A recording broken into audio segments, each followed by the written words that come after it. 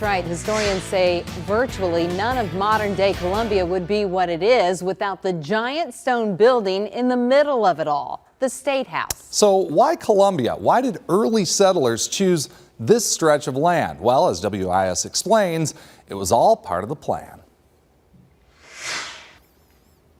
There was a lot of work to get to where we're currently sitting. Centuries of work, really. Columbia, as we know it today, is full of life, bustling businesses, higher education, and the meeting ground for all things South Carolina politics.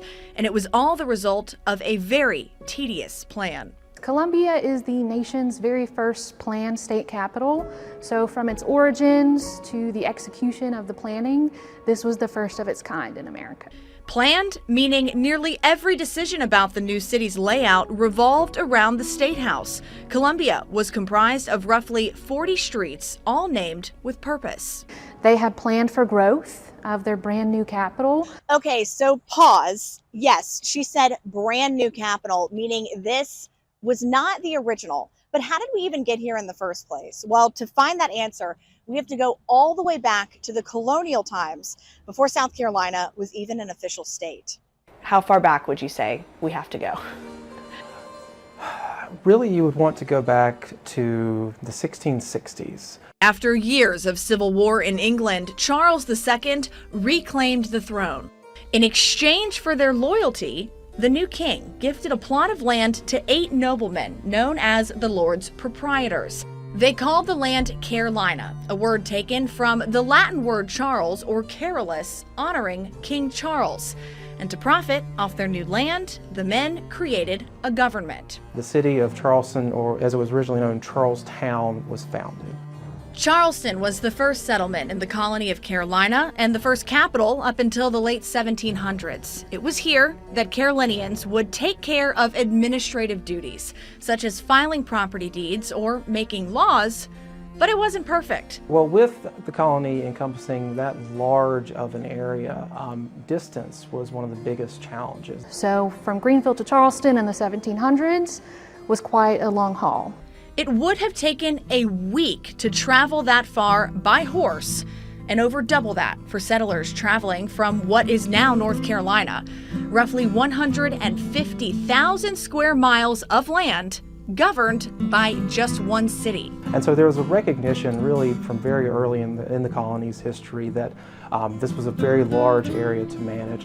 So the decision was made in 1712 to split the swath of land into separate parts, North and South Carolina. Now the government in Charleston belonged to only South Carolina, but after years of protests, the capital was still not in the ideal place for everyone to have equal access.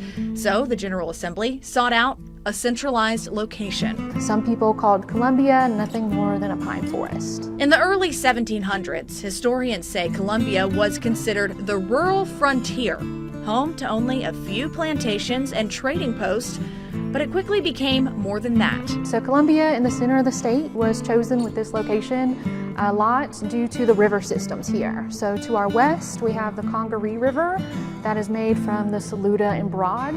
And at that time in the 1700s, that's as far inland as the boats could go. So this was a really great point for trade and a central location. Columbia had not been officially established by this point, so in 1786, the South Carolina General Assembly voted to legislate the city into existence.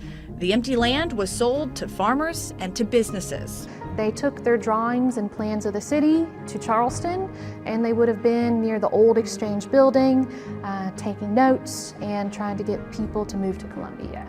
After years of recruiting and fundraising, the move from Charleston was officially underway.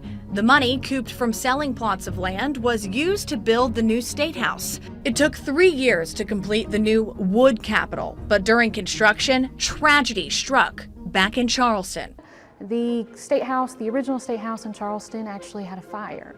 Their Senate chamber had a fireplace. It got a little out of control, and there goes most of that building. They did rebuild, but they were already on their way to making that new capital in Columbia. For nearly a century, the young city thrived, building its name as the new capital of South Carolina. But in 1865, Union General William T. Sherman and his 60,000 troops stormed Columbia. At the time, the fireproof building, soon to be South Carolina's third state house, was under construction, consisting of basically 4 stone walls.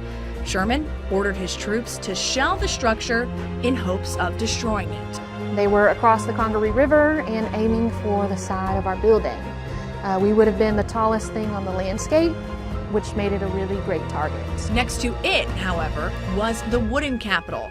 On the night of February 16, 1865, it was reduced to ash by General Sherman. So after that building was burned, this one was a work in progress. Through 52 years, we had 6 different architects, different stages, walls, roof, ceiling, interior.